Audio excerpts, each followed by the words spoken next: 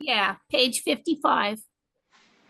I'm going to start and give people a chance to listen and get caught up and ready, set, go, and we will. The hidden work, chapter 7, pity for the absolute.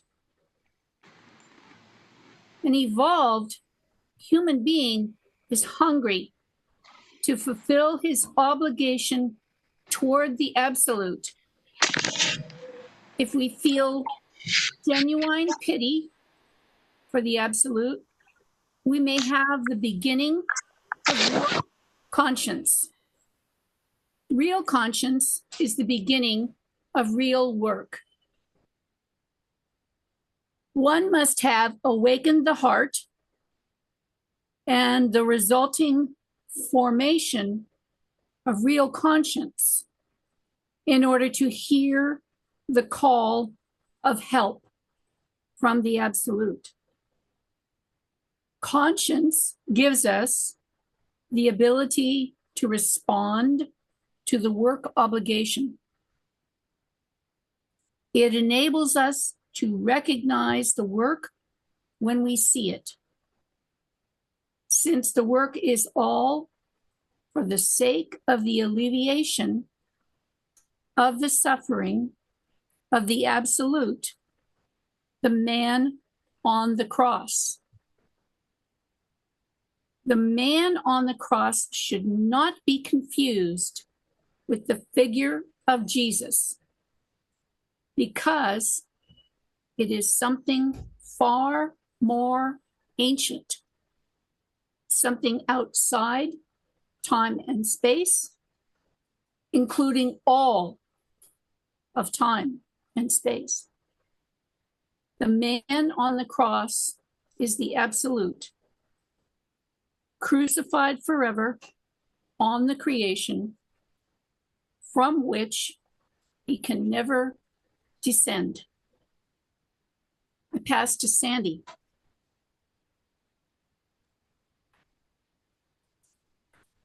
The vision of the suffering of the absolute, what is called the gnosis, must have at least partially dawned upon one in order to clear away the clouds of personal suffering from one's vision. One must be able to see beyond one's own small personal suffering, even beyond the suffering of friends and family. One must be able to let the dead bury their dead.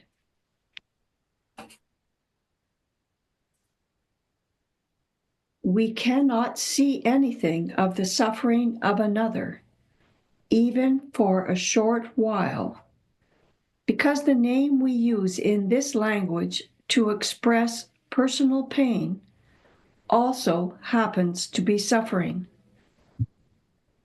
A word borrowed by those in the mainstream of life from those in the work, who use it to describe something very different. Something invisible to those immersed in the illusions of ordinary organic life. I'll pass. Thank you. Ernie. Can we pause a bit? Because this is very profound, but the difference is he's pointing pain and suffering.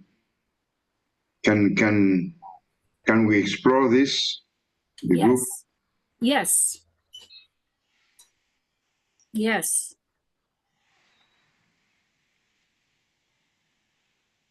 I think if you start, if you look at the title, pity This is not a word generally applied to anything relating to the absolute. So pity sort of already puts us into a realm of vocabulary, let's call it, that maybe we haven't explored very deeply. And then the next words, an evolved human being is hungry to fulfill obligation toward the absolute. That's a statement that I would never have guessed applied to humans. Hungry to fulfill obligation. So if we look at the two, pity and obligation, generally speaking, in human relations,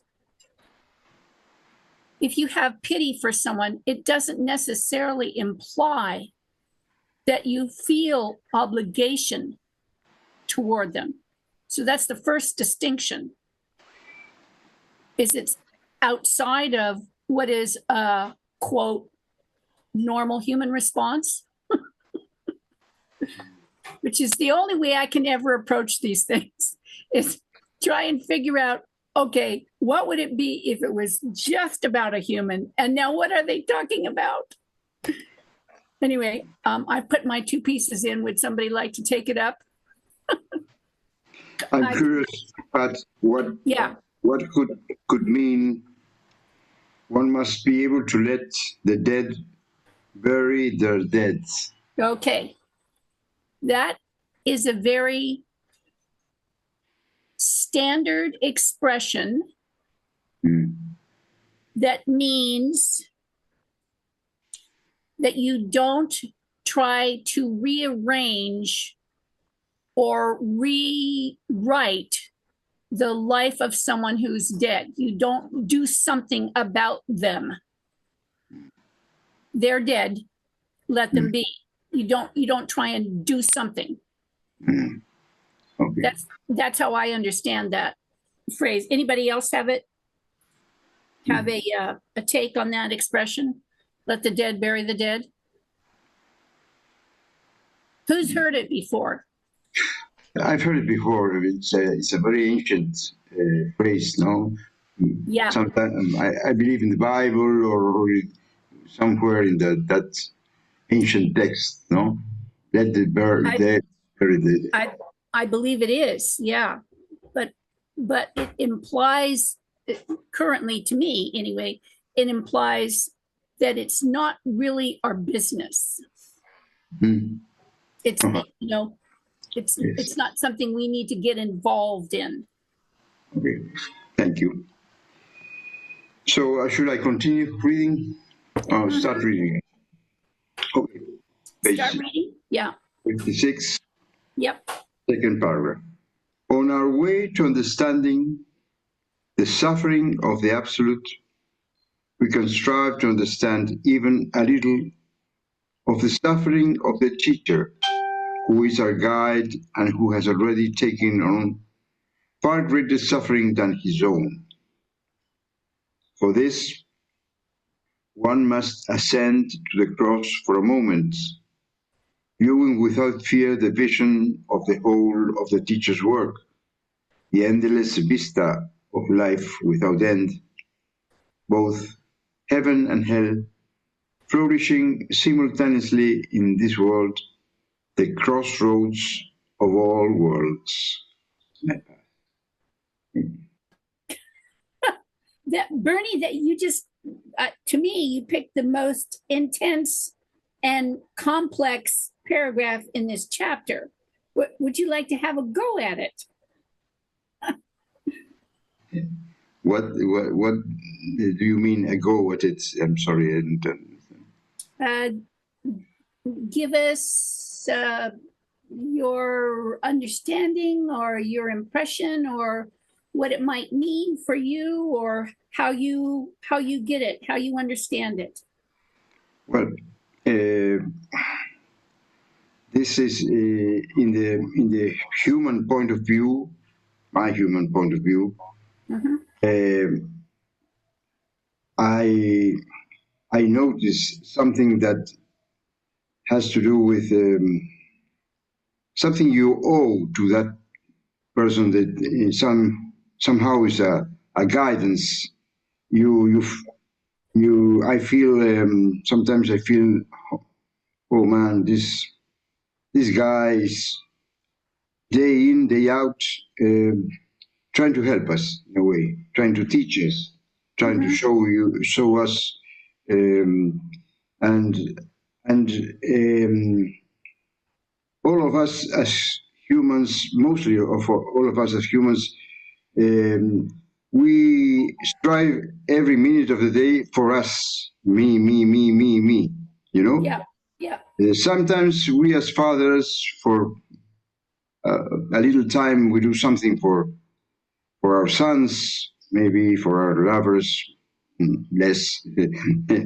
But the real guide or teacher who has somehow taken the responsibility, the real responsibility of leading others, has something that I don't know exact word, but I would say selflessness, you know?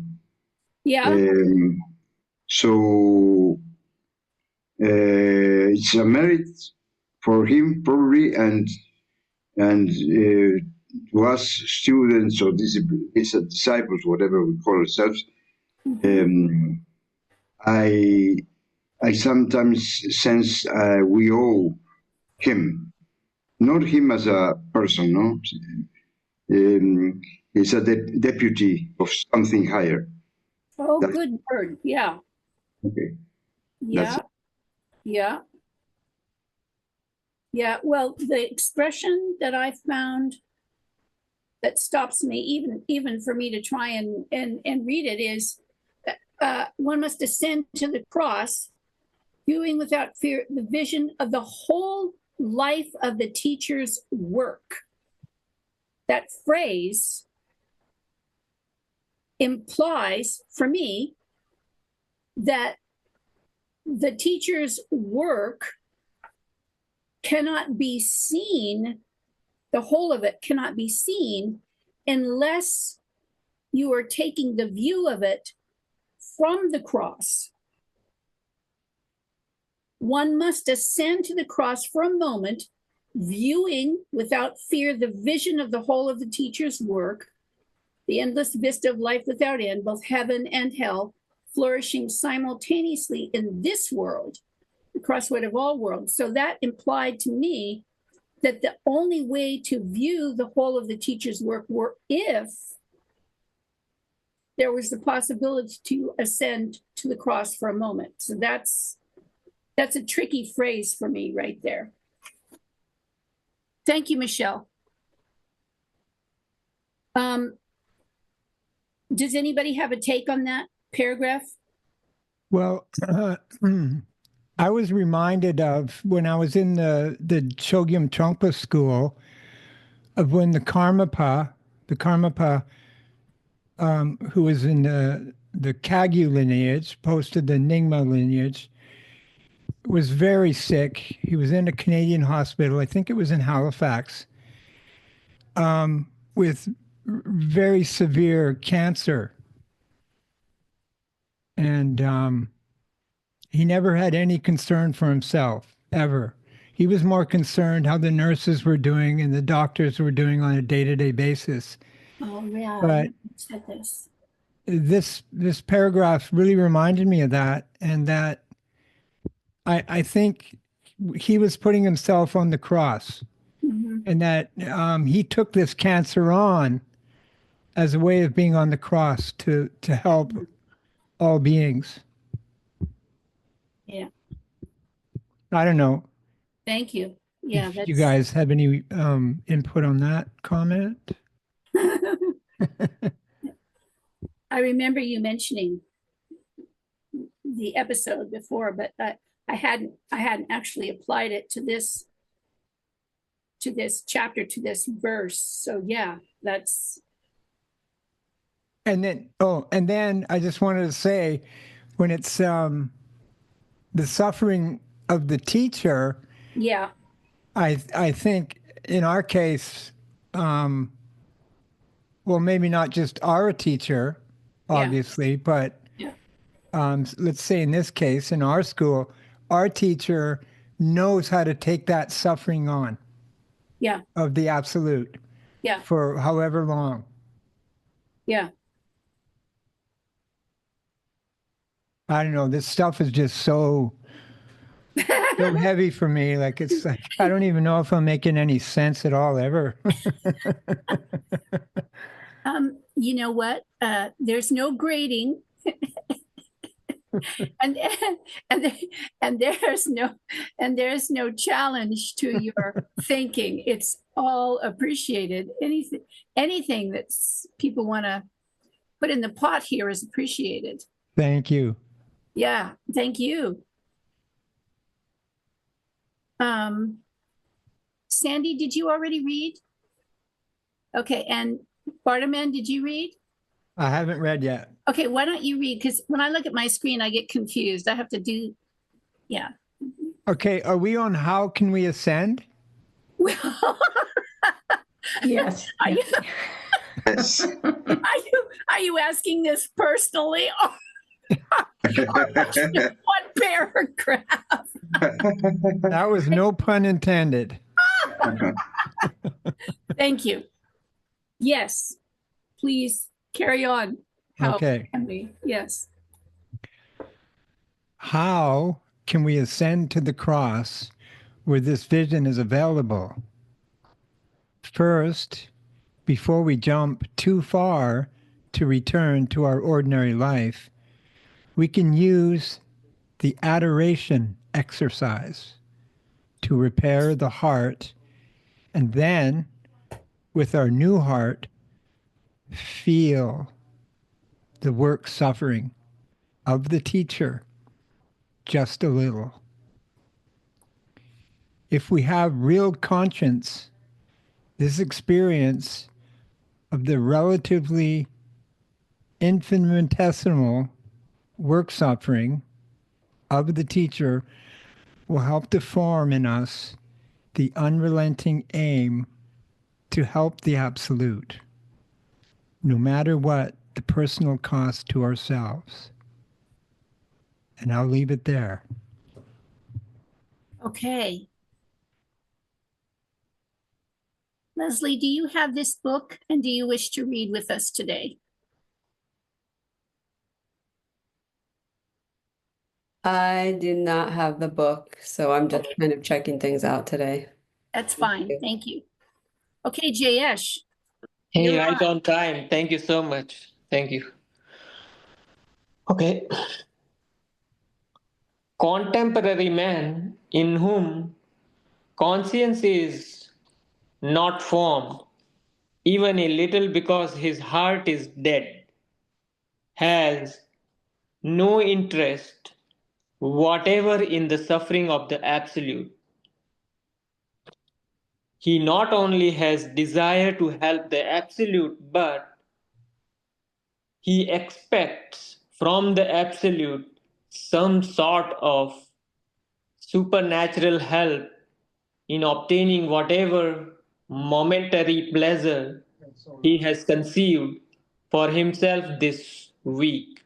And if he wants to anything, let me read this again. If he wants anything in his inner world, it occurs to him only in relation to the possible cessation of his personal pain.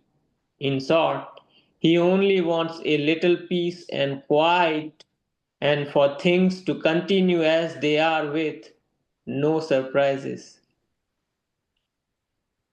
Pass. That is a photograph exact of our condition. But Yeah. I was brought in the Catholic tradition, no? And I went as a not because I was a believer. In the case, I was young, and I saw the mostly old people praying, but I always sense that the brain was asking for, always asking for, wanting, no? And I now I realize how curious I was in that condition, because I often ask myself, is he a God that is there to give all the time? No, he's a personal savior. No. Anyway, I think this paragraph is a perfect photograph of our Yeah. human condition. No, and I line it. I tend to line things that come to my attention, and this is very strong. Thank you.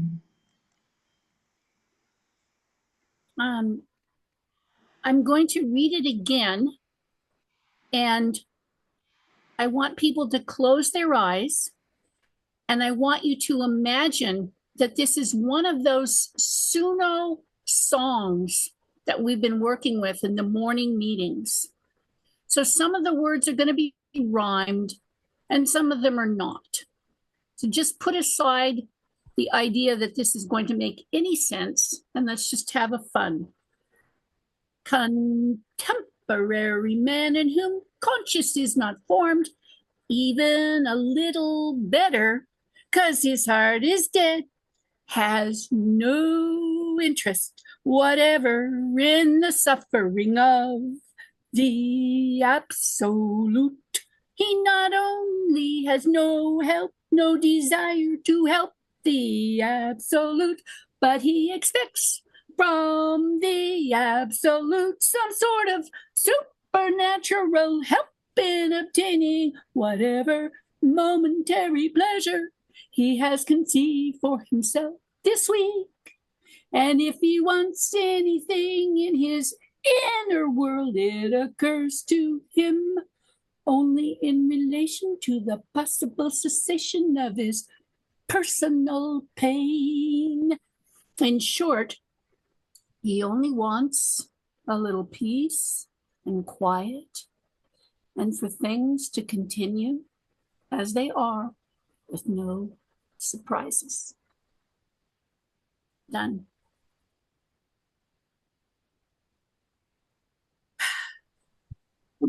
Thank you. Oh, you are very welcome. Let's see. Who? I think, Bardoman, it might be your reading time again, because Your turn, Patricia. oh, Your my turn. turn. Right. My turn. Your Okay. turn, Sandy, then me. Thank you. Oh, Nishanti. He's listening tonight. He posted. Okay. He posted. In ordinary life, everyone who thinks at all about it would prefer non-stop relief for themselves. After all, why should they voluntarily assume a greater burden? And if they happened to mention this idea to their family, friends, and neighbors, they might be presented with a new jacket, which has the sleeves strapped in back and put away for some safekeeping in some chamber with padded walls.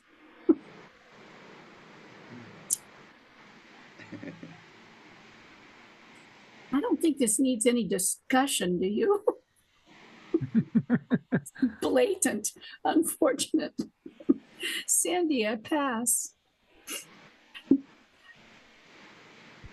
Ordinary man is able to see his inner life only as it happens to be accidentally provoked and aroused by ordinary manifestations of life. And then he only sees a distorted vision of endless personal torment should he happen to catch a glimpse of life everlasting.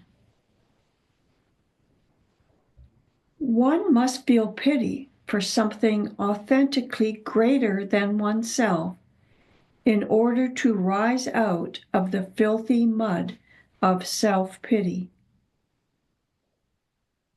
One can pity the inexorable life of the organic machine only when one is able to view one's own life in relation to far greater suffering on an incomparably greater scale.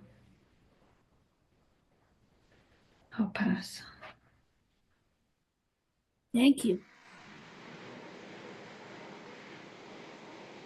The knowledge of relation is powerful here, no? Yes. Yes. A comparison. I think the word is comparison. No, Yeah. yes. Say It's more. not. No. No? Okay. No. All Okay. right. Okay. I continue. It's not necessary to take on an obligation to someone else's work in order to learn to work. It's only necessary to pity the great suffering of the Absolute and to be willing to assume a greater burden to surrender to the needs of the work.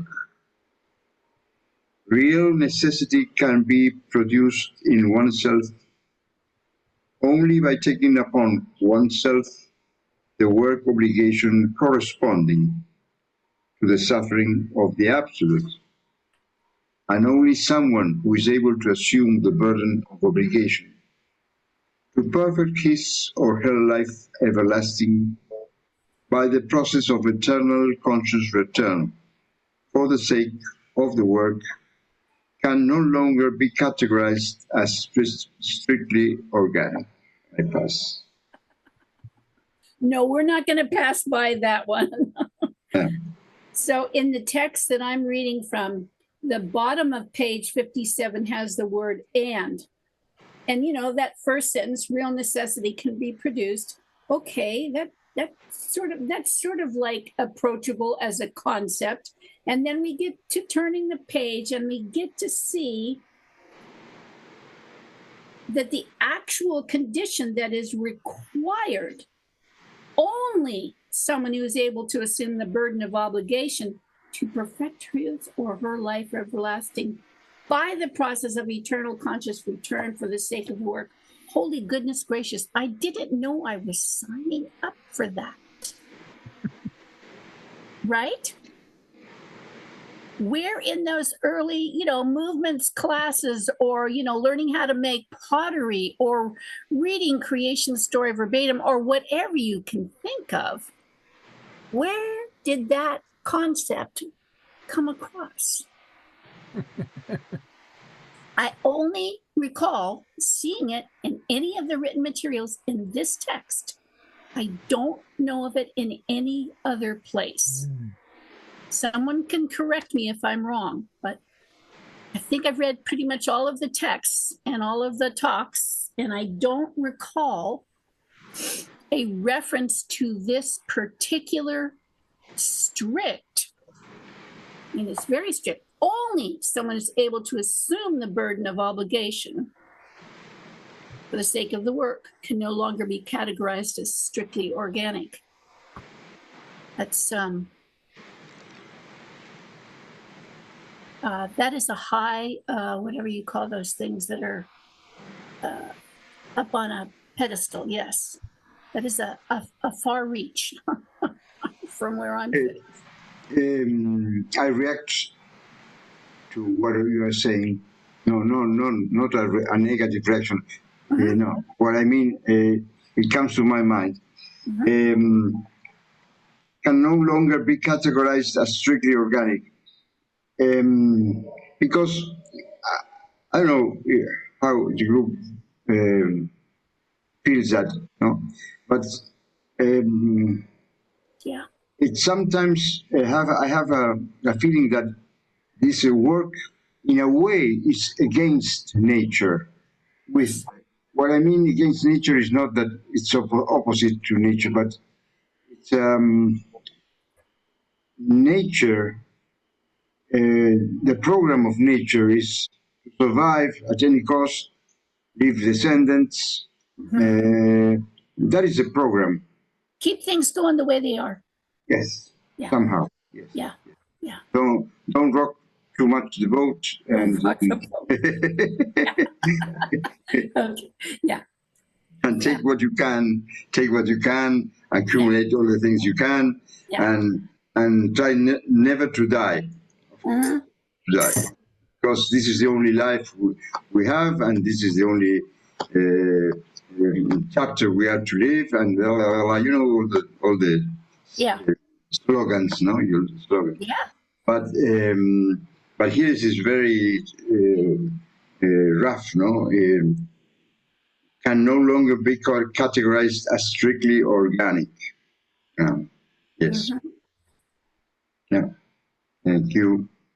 But you know what? It is in part. There's little parts to it, which is the saving grace for me, that it actually says, well, the first part of the sentence, paragraph says, real necessity can be produced in oneself only by taking upon oneself work obligation corresponding to the suffering of the absolute. Okay, so that's like maybe look at step one. But step two is someone who is able to assume the burden of obligation. Okay. There is not a given in the organic realm of obligation. You know, we have these things that we do called the obligatories, and then we do the movements. There's a definite language for that. That's how I came to the school in Vancouver, you know, decades ago. Was someone did a performance of these things, and I went, what is that? And so there are kind of steps here. It's not necessarily just like you're out of the picture if you can't grasp all of this. There are little, am I making any sense?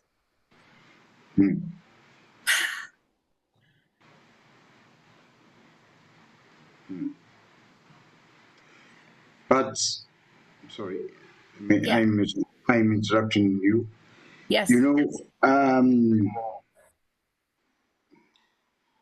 I give to myself and all our victims the benefit of, at least in my case, we have been raised. I have been raised not a very Catholic family, but you know, it's Catholic somehow bringing, you know, Sunday Mass and all that rituals.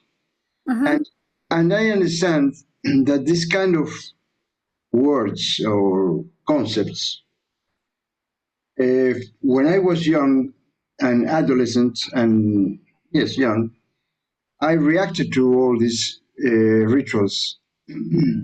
And now I see that it had something there that is not it's not all manipulation and service for the head, no. But in a way, when you were speaking, it came to me the word vows, VOWS, no. Vow. It's a vows, no. It's a word that it hasn't much use here because it has to be with monks and cloisters or whatever. But I tend to react still today to that because the bringing of self-inflicted suffering, self-pity, and confession, and wow, you know, it just Yeah. that was very troublesome for me. So I know that I reacted against all that, but anyway, I see now that it has a sense in a way, you know. It's not only bullshit rituals. It had an origin, probably forgotten, no? Yep. I don't know. Very, very definitely buried deeply in the tradition, if not, completely overgrown with, ritual. But yeah, I would agree. It is there. It is there. It is.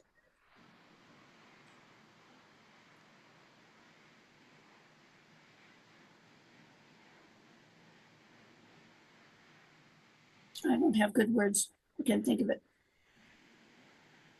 Okay. Yeah, thank you. So you categorize that as a strictly organic? What do you think about that? Strictly organic? I mean, by staying in America, and I'm coming from the Hindu background where rituals and all these social conditioning, I call it now, but previously, before joining this school, I used to see that nobody bows here, nobody does all these, the process here. What is wrong with this school? I used to think that, and now it's what can I say? Yeah, that's a strictly organic.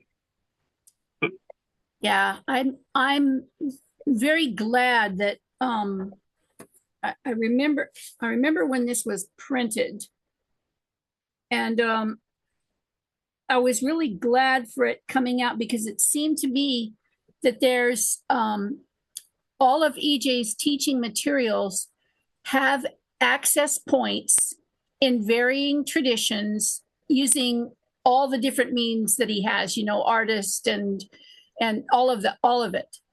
And having this style of semi-biblical strictures, like statements in this manner, kind of went, oh no, because I didn't really want to go into that. But I'm so grateful that it's here because it's a challenge. And he's obviously put an offering in front of us to take advantage of if we choose. What can we do with this? How do we understand this? So yeah, I agree with you, Jayesh. It is a surprise. Will you read for us next, please? Sure. Wherever we are here. Yeah. To be able to leap out of our personal suffering, we have to really deeply want something more from our life, even if it isn't for our own benefit. It is not enough just to see that it is possible in theory and to think it true. If we have a sincere desire to work and have had some glimpses of how we might begin, it is not necessary for us to find a teacher in order to do so. I can demonstrate. Okay, go ahead. No, you go ahead. I'm in agreement with that statement. Thank you. I can demonstrate the secret of the work by spreading some triple cream cheese on a piece of bread torn from part of a baguette. Let's say I offer someone some cheese, but he shakes his head. He doesn't wish to eat cheese just now because he doesn't wish to be bothered. He doesn't wish to be bothered because his mental apparatus happens to be concentrating at this very moment on very high ideas. So cheese represents to him a stupid little interruption in his train of thought.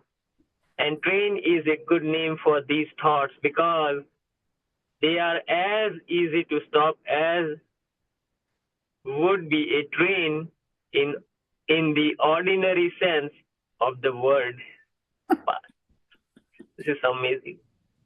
It sounds like there's a lot there in that paragraph, eh, JS?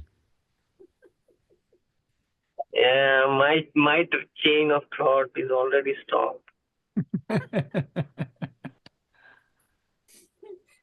Bartleman, will you carry on for us, please? Okay. Okay. Yes. Imagine his expression. He is very annoyed with me.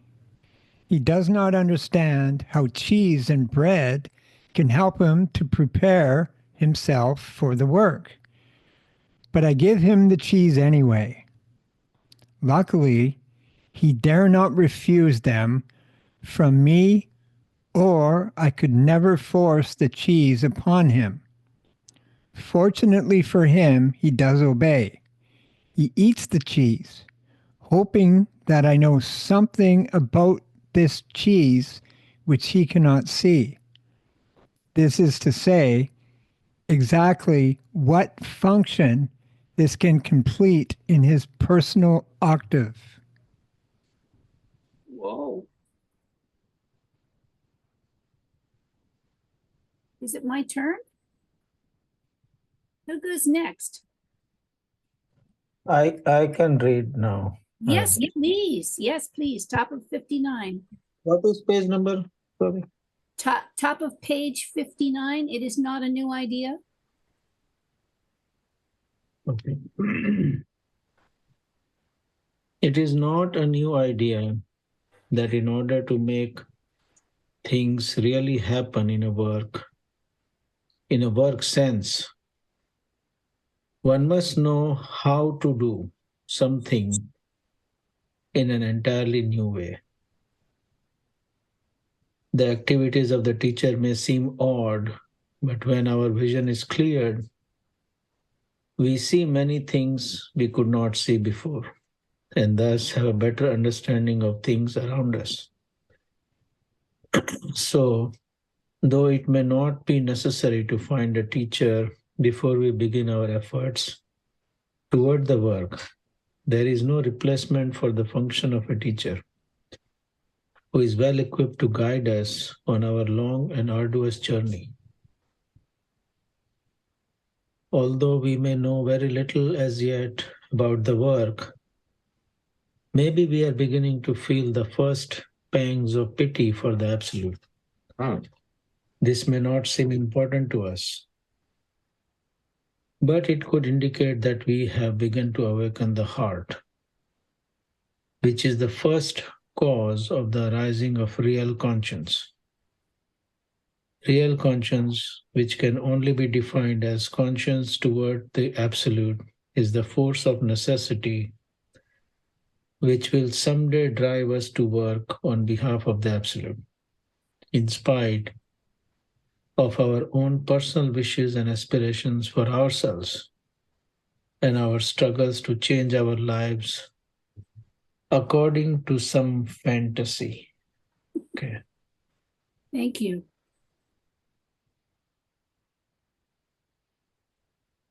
This is the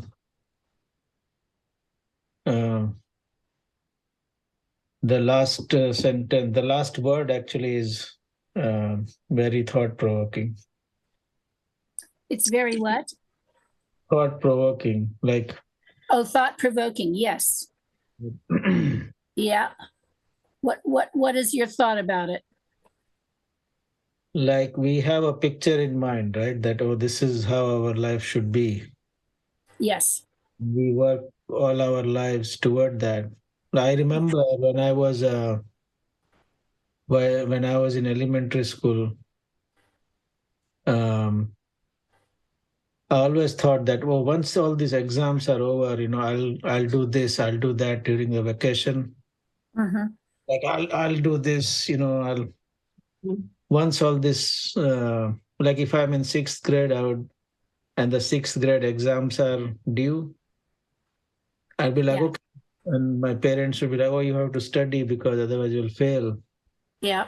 And I never liked studying, so it was like, okay, I'll finish this and then I will do these things. with my, I'll be doing this, I'll be doing that. And even when the exam is over, I could never do that. So it always felt like, just going back. Even now, we feel like, oh, this job, once I'm done with this, then I'll do this, I'll do that. But the off days, you just pretty much just sit and watch YouTube or, don't do anything. Or Right. Yeah. And that's the next paragraph.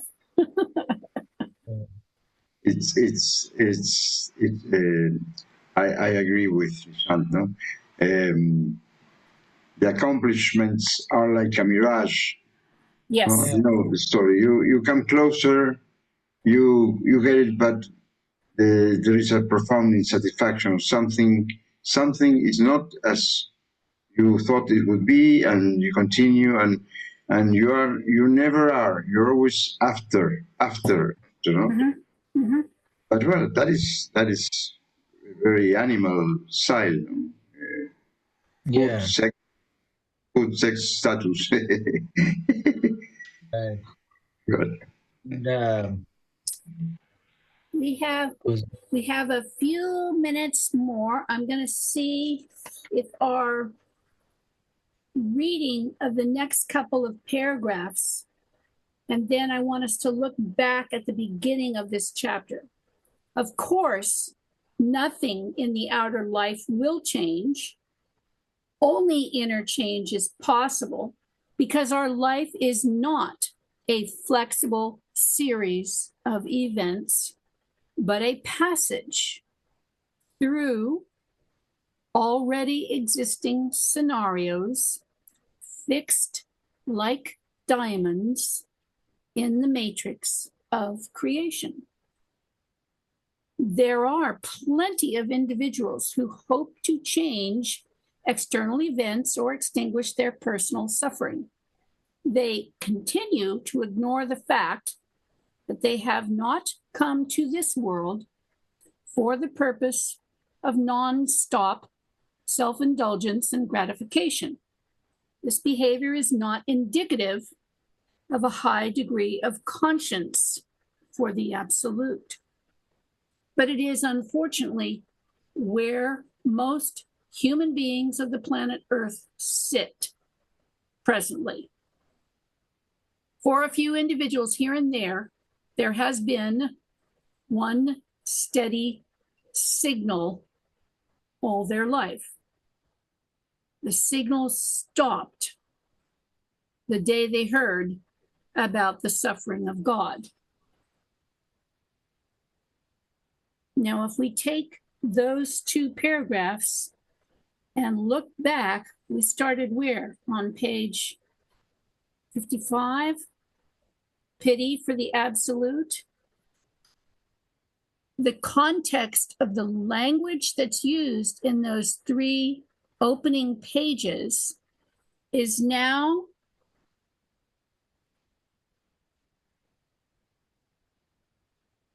summarized in that one paragraph up at the top of page 40 for a few individuals here and there. There has been one steady signal all their life. The signal stopped the day they heard about the suffering of God. I think the language is extremely important here, the manner in which it is stated. Comments? Songs, conjectures, poems, exclamations, jumping in your chairs, whatever you choose. Has EJ ever created an exercise or a workshop or a talk about how we can take on the suffering of the absolute? I mean, I've tried in my own way a bunch of times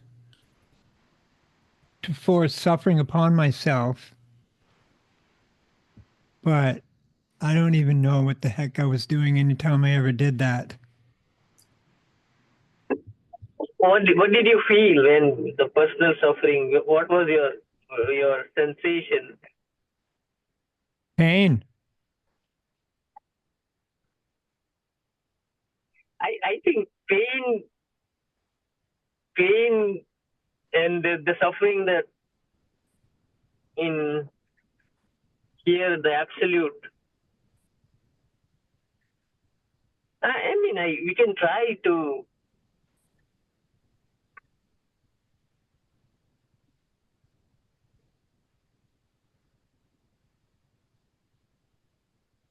I don't have a word for it. I mean, pain is very, very minimalistic or what you call. Pain and suffering are totally irrelevant in the absolute suffering to me. I heard when someone mentioned about EJ. When did I? Oh yeah, I think Sandy might have remembered during the gathering. Who came?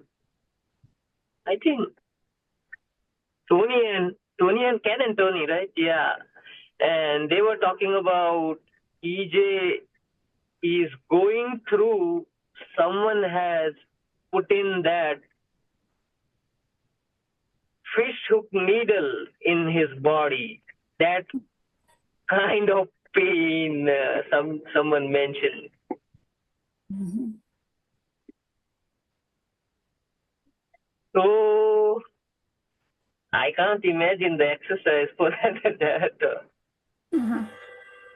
Yeah, but you're right. We can try with the personal suffering, but that pain is.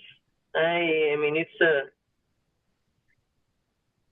Are we ready to take that hook in the brain or some part of the body and touch into the bone? I am not. I can't imagine. Yeah, I kind of look at it just for myself personally, that if I'm suffering, I feel like I'm in pain. And if I'm in pain, I feel like I'm suffering. So I don't know how to separate those two. That's a good. Yeah, I don't know how to separate those two. If there is a huge difference, I would sure like to know what the difference is. I would certainly appreciate an understanding on the difference. So pain, you mean like physical pain or emotional pain? All of it. I've experienced so much emotional pain in my life, so much physical pain, anguish, the whole thing. I just kind of ball it into, I guess, suffering. I guess that's the bottom line. That's all just a ball of suffering. Mhm. I am Hans. I don't want to act as an advisor in this because I'm in the same situation as you and as we are. But there are some concepts that help me to understand. Mhm. Of course, pain in the body is, you can help not feeling pain with any substance or whatever is normal, aspirin or whatever. I think we are not talking exactly of that. Even it's very painful, that pain, of course. No? But I tend to think it's a mental construction. So don't take me as one that has um,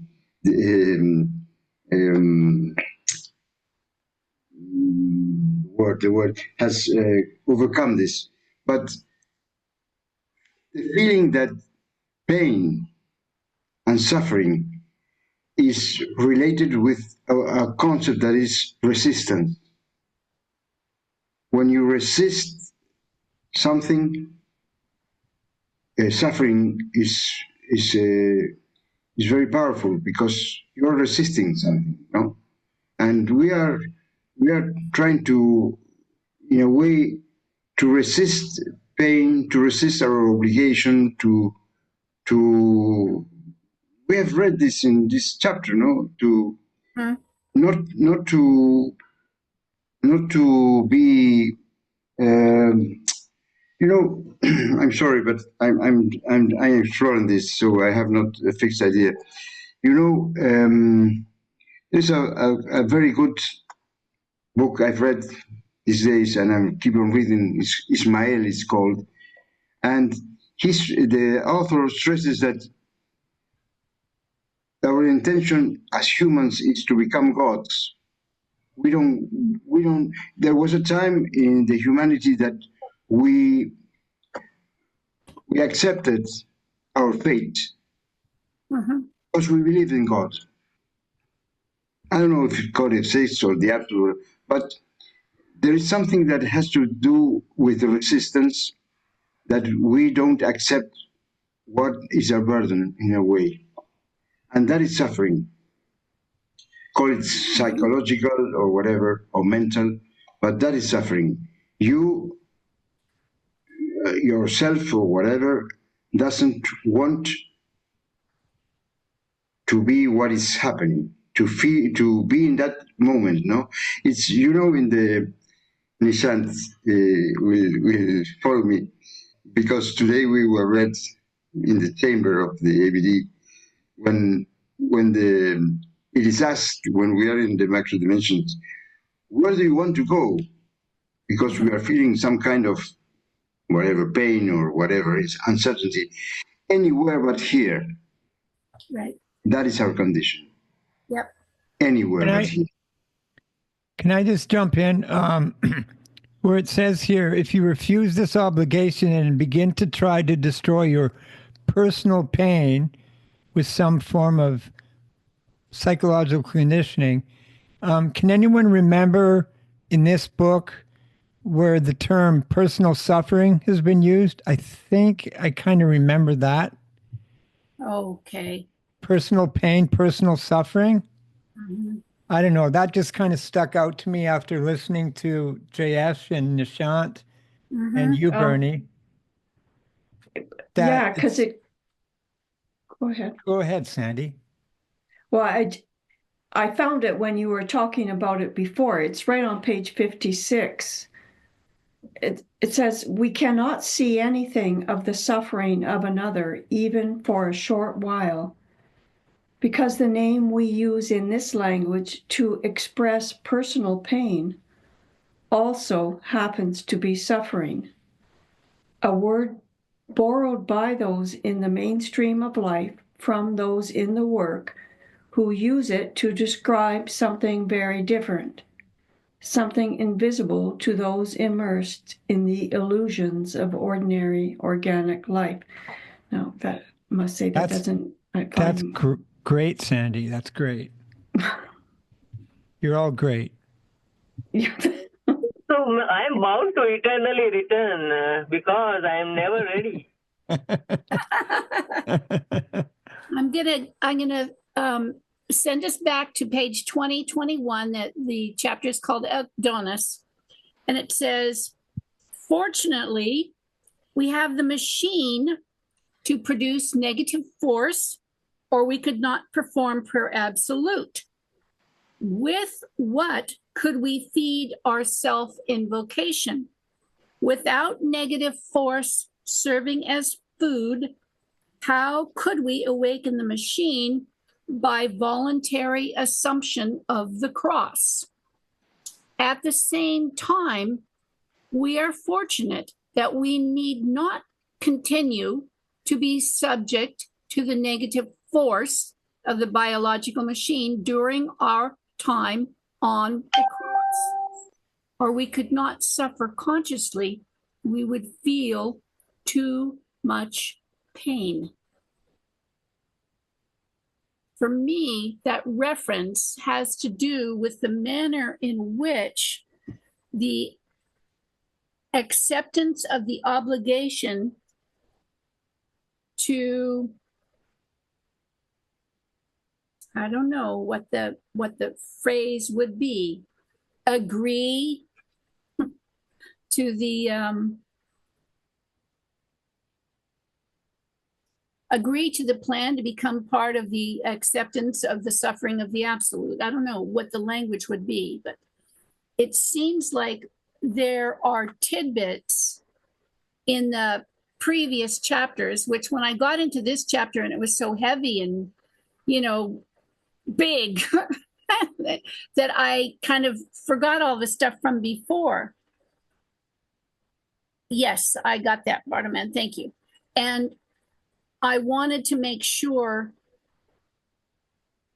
that we remember that if we go looking for some of these specific things, I don't know if you have a vocabulary search thing that you can do, but some of these words that we're using, personal pain, suffering, all that kind of stuff, obligation, conscious, those things, if you have a way to search this text and check out those references, I think that they apply directly to how the book is written.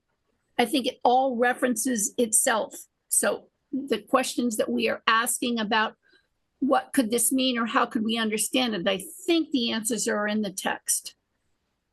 That's how I've used the book before, is I just go looking to see where might I find those words. It's not a very good technique, but that's what I do. I think I need a big magnifying glass. Yeah. And the eyes. So we have probably got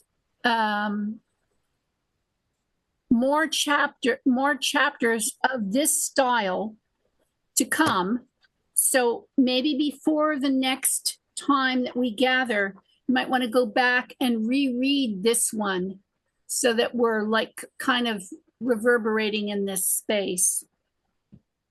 Because we do pretty well when we get here. Yeah, so that's what I was going to say, that 2 eyes is never enough. And in the group work, because we have how many? 7. So 14 eyes is what we need actually. Yes. I'll borrow the other 12 of your eyes for tonight, and you guys can have them all back tomorrow, okay? Thank you. Thank you all so much. Bye.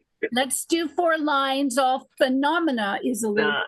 All phenomena is illusion. Neither attracted nor repelled, nor repelled, making any sudden moves. My habits carry me will through. carry me through.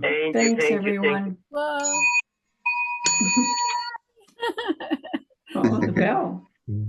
Yay. Thank you. Thank you.